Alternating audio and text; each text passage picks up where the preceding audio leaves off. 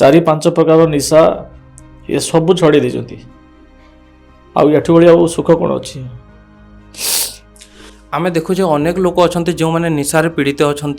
दिन राति सारा सब निशारे बुड़ी रही किंतु संत रामपाल जी महाराज ठारू नाम दीक्षा नेबा मात्र के निशा ही त्याग कर दे था। यार कारण कौन हो पारे? से जो मंत्र देचंती से मंत्र बहुत पावरफुल सेटा प्रमाण अच्छी गीतार ओम तत्सत इति निर्देश ब्रह्मणे त्रिविदस्मृत